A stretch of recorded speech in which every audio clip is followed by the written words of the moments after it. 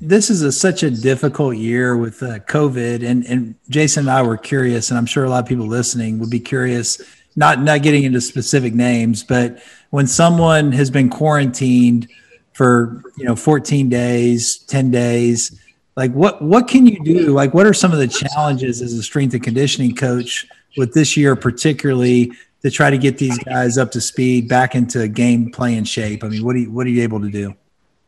Yeah, that's the big question right now.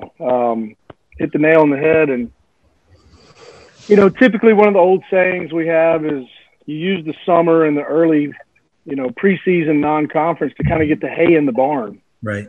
And then once you go through that December, maybe you've got some preseason tournament stuff, going and rolling into conference, that's when you start to kind of really back off and let basketball take over. But the challenge now is we didn't get enough hay in the barn. Right. And so it's trying to find out, when a guy comes back, we've got a 4-day protocol that we have to go through with our medical staff. And Dave Snyder, our athletic trainer, is just a genius. And we wouldn't be where we are now without Dave Snyder at this point. So I lean on a lot of other people for wisdom. I ask a lot of questions.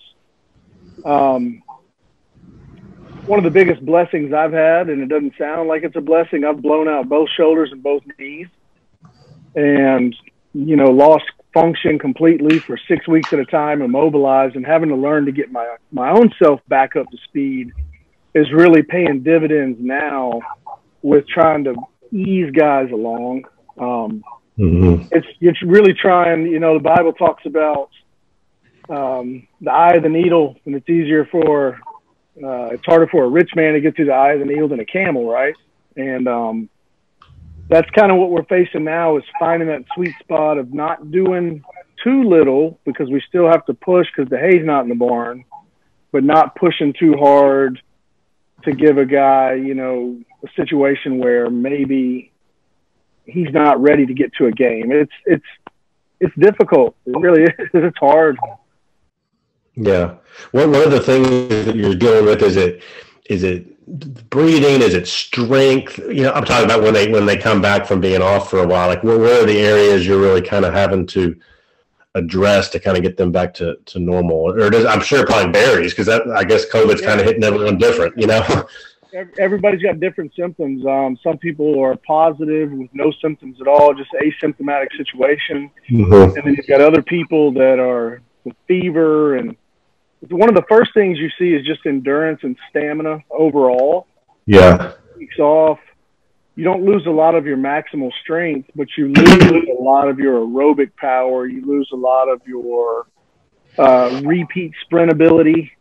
So we might slide 15, 20%, but it's kind of the idea that, hey, we haven't gone back to ground zero. We still have, we're blessed with a bunch of really good athletes this year.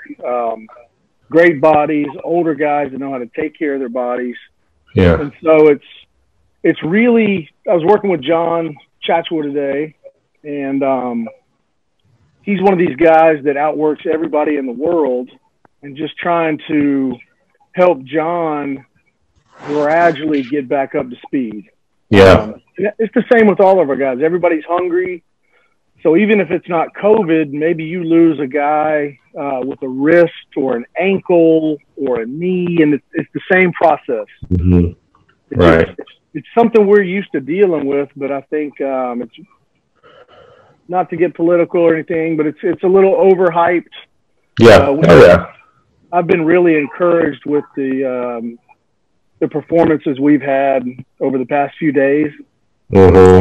Our guys have held up really well over the quarantine, and I think we're in a much better spot than we anticipated. I should know this, but I don't. Like when you're quarantining, let's say you're a guy that tested positive, but you had no symptoms, or maybe you're a guy that didn't test positive, but you have to quarantine because of the contact tracing and all that. Are you like under rules? Are you allowed to do anything? Like, or can you work on? I don't mean you. Like, can the player? Can they come up to the Thrill Center and work out? Can they work out at their apartment and go out and shoot on the blacktop? Like, are they just out? So the guys that have symptoms are in self-isolation and they can't do anything. Yeah. That doesn't mean that they might be sneaking in push-ups and squat jumps in the room. We've got some hard-headed guys that don't know how to stop. Yeah. But when we've got some guys that have been contact traced, you have to get clearance to work them out on opposite baselines in the practice gym. Mm-hmm. So there were some times where I'd be on Coach Drew's balcony with the guys way socially distanced with all the equipment set up. So they came in the front door, went to their station, went out the front door. And it's a little different for each situation, but with the guys that have been symptomatic, there's a 4-day return to play protocol where they measure, oxygen saturation, heart rate recovery between sets, and it's a gradual increase. It's